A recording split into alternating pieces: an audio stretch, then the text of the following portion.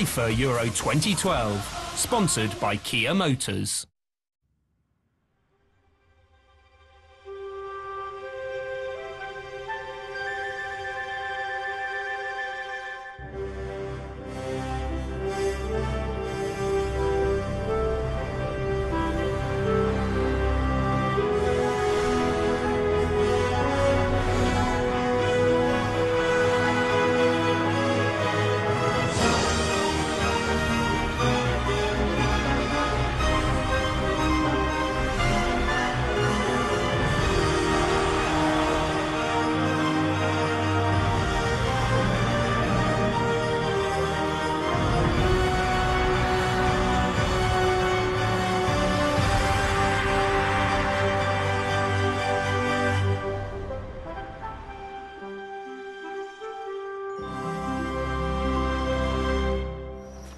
Hello, welcome to the Euros on a massive night for England.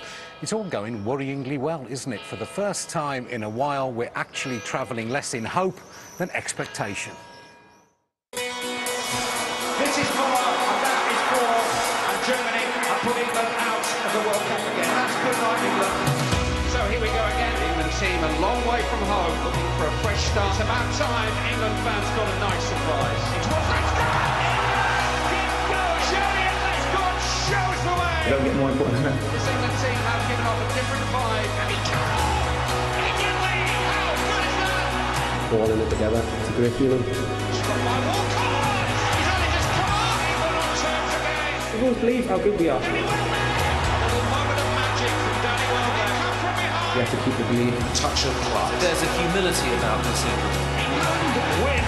We only ever one England team that's ever reached perfection, and that's winning the cup. England dull, defensive. You must be joking. A draw for England will be enough. The cheerleader becomes the conductor. England are in the mood! In the mood and back in Donetsk for a Ukrainian reception, every bit as hostile as the storm which delayed France against Ukraine on Friday. He's back, a sight to frighten Ukrainian defenders as much as gladden the hearts of all England supporters. Would Ukraine's main man be fit enough is all they've talked about there. Well, Shevchenko starts on the bench. His teammates have been describing it as the biggest game in their history. Something's got to give tonight. Someone's going home miserable. Will it be these Ukrainians? Let's hope it won't be this lot. The small, sturdy, vocal band of England fans who've made it all the way there. They'll be heavily outnumbered, but they'll be doing their side proud. England-Ukraine is coming up live on ITV1 and ITV1 HD. You can also keep across Sweden-France online at itv.com/Euro2012 or watch it on ITV4 if you so choose. Both games kick off at 7:45. So, England qualify for the quarter-finals if they draw or win tonight. Lose, though, and it's very likely England will be off home in the morning while Ukraine go through. There is a scenario in which England can lose and still qualify, but that would require France to be soundly beaten by Sweden and doesn't bear thinking about at this stage. France just need a point in that game to qualify. For England to finish top and so avoid Spain, which would be nice, wouldn't it? They need to better France's result tonight, and if they both win, England need to win by more goals than the French do. Roy Keane, Jamie Carragher and Gareth Southgate are our therapists this evening on what could be a nervy old night. Gabriel Clark has the teams for us. Well, England need only a draw, and Roy Hodgson's team selection is rather more cautious than some had predicted. We knew Wayne Rooney would be back. There was also real talk that Theo Walcott, after his game-changing cameo 4 days ago, would also make the starting lineup. But there's just one change from that side that beat Sweden. This, then, is the England team. James Milner keeps his place on the right-hand side of midfield. Andy Carroll makes way for Rooney, who will partner his Manchester United clubmate Danny Welbeck. As England look to exploit a lack of pace in Ukraine's defence, Captain Steven Gerrard made his debut against Ukraine 12 years ago. He says this, his 95th England game, is among the most important. Ukraine must win, but their captain and icon Andrei Shevchenko is not fit to start. because of a knee injury. They do have 45,000 fans in this stadium willing to create a really intense atmosphere, but England are confident if they can start well, they will expose a fragile spirit not only in the Ukraine team, but also in this crowd. 8 days ago, England arrived here with very modest ambitions. They will be very disappointed if they don't progress now. Jamie, what do you make of the team selection tonight?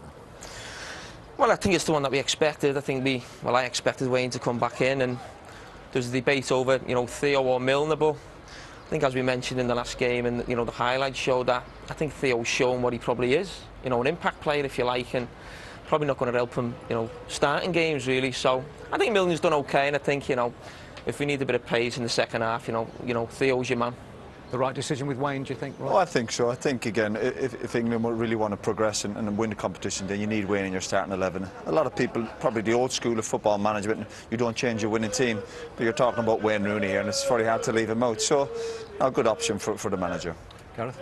I think really with Wayne Rooney as well, he owes the team a performance. You know, he has missed the 2 games because of his own loss of control, and so since he scored in a major tournament, so I think the manager's gone out of his way to put his faith in him throughout. When he picked his squad, he's spoken highly of him, tried to develop that relationship, and you know, I think he needs to deliver now for the team. Well, I know we only need to avoid defeat, but from my point of view, Jamie, I'm thinking, well, we're only a goal from going out of it at the same time. You've got to be careful. You're thinking like a West Brom fan, always negative. No, we've got to just have the mindset of winning the game. You know, maybe don't even worry about what's going on in the other game. Just concentrate on winning the game. If England play well, I'm sure they'll win. I mean, are there dangers in just thinking, just avoid defeat? I mean, England have got to go for it a bit. Yeah, of course. Well, listen, you want to try and win every game of football. And not first and foremost, of course, avoid defeat, but try and win it. And England have more than enough. They've got a settled team. You look at Ukraine, they've made about 4 changes from the last game.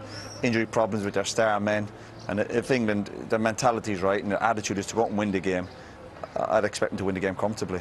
What's the secret of going out and playing in an atmosphere, a hostile atmosphere like that? I mean, obviously, not conceding a goal and not giving them anything to cheer about, but is it frightening, Gareth?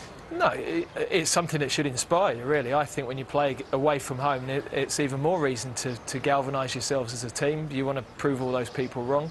You've got to make sure you don't inflame the crowd by doing stupid things, by, you know, unnecessary free kicks at the wrong time, slow the game down at the right time. But the 45,000 can't come on the field, hopefully, and play against you. So, you know, you're playing against the team, not I think it's more, it helps the home side. We all love to play in a big atmosphere at home with your crowd behind you. Of course we do, and I'm sure Ukraine will be, you know, no different. But as Gareth said, it should inspire as a player playing away in those big stadiums. I mean, you've done that with Man United. Yeah, the best way certainly to keep the fans quiet is by keeping the ball, and if you can, of course, score a goal. And that generally shuts them up, I have to say. OK, after the break, we'll hear from Wayne Rooney, who it'll be very nice to see back in business in the nets tonight.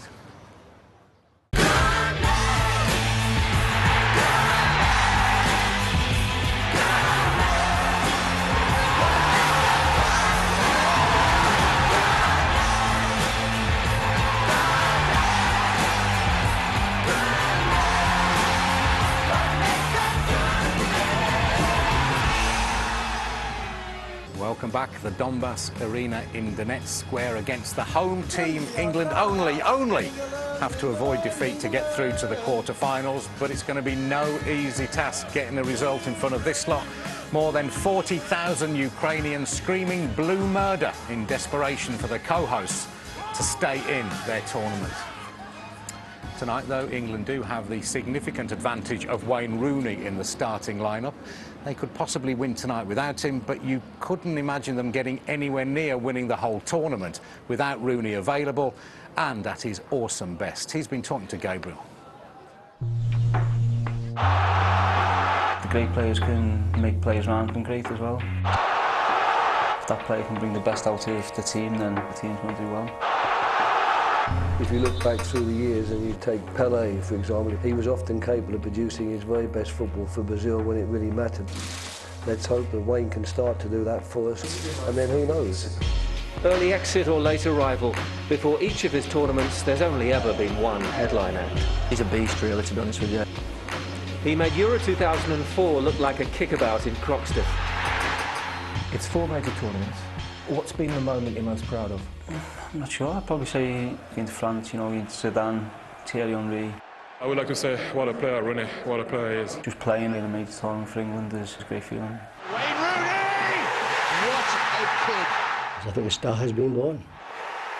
The semi-finals beckoned when Wayne had his first brush with mortality. Rooney's in trouble. Suddenly, the nation falls quiet. He's not scored in a tournament since. Wayne Rooney, hope of the nation. 6 years ago, his body was fine. It was his mind that snapped. What's the moment you most regret? I don't know, there's been a few probably. One incendiary moment, sent off in a crucial World Cup tie. Getting sent off was disappointing. He is the golden boy of English football. Don't kill him. And then probably the whole of 2010 really. The best thing about that World Cup was his acting. Truth was crueler than fiction. Not nearly good enough. Set myself as high standards to what I performed, so that was really disappointing. The whole team really struggled. Nice to see your whole fans booing you. It's pressure on us all. You know, maybe mine gets highlighted a bit more, but that pressure is felt by the whole team. You knew it's a quick word, Wayne. If you want to win tournaments, it's going to be a lot of pressure. The past is the past and history is history. He's very focused, he's very committed. I'm pretty convinced that we'll see the best of him. Coming into this tournament, how do you feel in yourself? I'm happy. The team are capable of doing well. We've had a great start, I think, to the tournament, so hopefully we can kick on from here and, you know, you never know, hopefully this might be our year. Landmarks await. How many caps is it now? 74. Goals? 28. He's on course for most England games and goals. That's Wayne Rooney. Expect more from him. Only the international jury is still out. Do you feel you've done yourself justice in an England shirt? The only time I feel I've done myself justice is we win something. The whole reason I'm playing football is to win. Off the leash at last. It's not about one player, it's about the team, and we're all in it together. Looking forward to it? Yeah, can't wait. Gareth, we bow to no one in our respect for Roy Hodgson's wisdom, but is it the wisest thing to do to start invoking the name of Pelé in reference to any player? I think my take on that is he's trying to put a little bit of pressure onto Wayne and say, look, you know, the top players have delivered in the big tournaments, and if you want to be considered a top player and a world-class player, then this is the stage to go and do it on. And he did it in 2004, and then we were robbed of him through injury. He hasn't been able to do it since. And what's pleasing about that interview is that he looks happier within himself. In South Africa, he was surly, he was snarly. Now he looks a bit more relaxed, but he'll know he's not started a game for 4 or 5 weeks. So finding that sharpness and that edge is going to be important. I mean, he's like a sprinter just waiting to get out the blocks. We're not going to get a full start from him, are we? Just in terms of his temperament, they'll be trying to wind him up. Jamie, he's not going to respond to anything like that, is he? We hope not, because he has got, you know, history in that. You know, we've seen that in the 2006 World Cup, and the reason why he missed the 2 games. And that's what, you know the way Wayne is, he'll be desperate to get involved and make a mark on the tournament, but you just hope that doesn't spill over into something stupid. Maybe he gets frustrated if, you know, he's not going his way in the game, because don't forget he hasn't played for, you know, 3 or 4 weeks, maybe a bit longer. So we've got to be a little bit patient with him, and hopefully he can build into the game rather than thinking, you know, he's got to score a couple of goals in the first half. Yeah, what I find with Wayne, I think, look, again, all the great players play on the edge, but when he's played with England, again, like Gareth meant, he's looked angry. There's a big difference between playing on the edge and being angry. Obviously, when you're angry, you get frustrated a lot easier, and I think that's what he's found with England. But again, his body language suggests that he seems to be in a better space, and he's maturing all the time, and again, he can't afford any massive mistakes. And again, I don't think he should try too much tonight. Just try and do the basics well, because he's a top player. It's a good point Jamie makes, that even a player of his stature isn't going to make an instant impact, having not played for a while. He's got to be patient and wait for it to come. Of course, and again, he's coming into the team that, you know, they're not so desperate for, you know, Wayne to be at the top of his game. You know, England, again, avoid defeat. They're in good form, so he's coming into a settled team. It's the only change from the previous game. So again, try and keep it simple tonight, Wayne, and he will produce when the time is right. Would you have played Wayne if you were playing France in the last game, or...? Well, it depends on what kind of result they might have needed. But it is very difficult. Again, I like the idea of keeping a winning team, but to try and to leave Wayne out of the team is a big shout. So no. Yeah, you kind of have to play him. The other thing is the rest of the team can't just sit back and think, oh, he's in the side now, he can go and score all the goals, he can go and do everything. You know, I don't know if you felt when you were with him and he was in the side, do other players take less responsibility, or...? Maybe that's a good point, because you see what the lad's done, you know, the strikers, and, you know, Wayne's watching, he's delighted, but I think even the players want him in the team. You see the interviews they give, they're all, you know, Wayne's going to come back in the last game, and I think they accept that he's going to play, even if Andy Carroll or Welbeck, whoever was going to be left out, may have been disappointed, but I think because of his stature and how good a player he is, I think the players accept him. It's true, as far as I can see in football, that after a few bad results, the word goes round that the manager's lost the dressing room. After a few good results, it's a happy camp. So, you know, what's the truth of the matter, as you know? Well, Jamie? it's a happy camp now. If we don't go through tomorrow, it's an unhappy disaster, camp. an unhappy camp. You know, we all talk about team spirit. We've all talked the same nonsense in interviews, saying, oh, the team spirit's great and different things, and it's just those things that you say. I mean, when I was at Liverpool, you know, we used to have the manager, Rafa Benitez, he used to say, football's a lie. Everything you say, you know, that you say to a press thing at times is a lie, really, and that's probably one of them. That's not our policy generally on ITV, but we do take your point. But we're suffering from confidence again. We haven't had this for a while, and I worry about that. It's back to the old England thing, where we suddenly expect the world from them. Well, that is the one difference about this game, the expectations there, which this team haven't had up to now. So it's a different type of challenge for them, and I think that the one thing I'd say about the spirit, if it wasn't good, I think we would know about it. Not publicly, but things would seep out like they did in South Africa. So at least that's given them a togetherness that probably got them over the line against Sweden. Even here in Warsaw, everybody's talking about this game down below us in the square. All of human life is there. We actually eavesdropped on these two. They're in agreement that Rooney should have started, but they were getting quite vocal about whether it should be Welbeck or Carroll he plays with. We'll keep you posted on that, and we'll give you Roy Hodgson's pre-match thoughts when we return. Donetsk, where amongst the starting lineup selected by Roy Hodgson is Danny Welbeck, Royal partner Wayne Rooney up front. James Milner is there instead of Theo Walcott, who could feature from the bench again. Steven Gerrard, of course, the man in charge on the pitch, and the man we're all talking about and hoping for, Wayne Rooney, starts this evening. Let's hear what the England boss had to say to Gabriel a few minutes ago. You only need a draw. No Andrei Shevchenko for Ukraine. What have you been emphasising to the players about how you approach this game, Roy? We've got to make sure that we keep doing what we've been doing in the game so far. We've got to keep our discipline, we've got to keep our shape, we've got to work hard again, and we mustn't in any way underestimate the opponents. It's good that we have a situation where we can qualify even with a draw, but we've still got to get that draw, and we are playing the host nation on their patch, so we've got to be very much aware that we've got a tough game ahead of us. One change from the team against Sweden. What extra dimension can Wayne Rooney give you? Well, everyone knows Wayne's qualities as a player. He's very fit and raring to go, of course, so we hope he's going to play like Wayne Rooney, really. That's not much more complicated than that. He's been looking forward to this chance, and I'm sure that he'll be doing his level best to make sure we have a good game today. Well, expectation is rising by the minute, it seems. Millions are watching back home. What's your final message to them? We do our best, and it's great that everyone supported us as well as I have so far. We've been very buoyed, if you like, by the messages and by the vibes that have been coming out from everyone back home, and it's nice to know that they're starting to believe in the team, and we'll do everything in our power to make certain they've got some reason to believe in us. But football is football, and there's nothing that can be taken for granted ever. Good luck. Thanks a lot. Thanks, Kevin. Gareth, when asked what's your message for the fans back home, what you want a manager to say is, don't panic, we're definitely going to win, just sit back and enjoy it. But they'll never say that, will they? No, because the random nature of football, anything can happen. We've seen the last couple of nights, Spain and Germany have got through and they've dealt with the pressure very well, but either of them could have gone out. They were one goal away from going out, and that's always the jeopardy that there is in this third group game.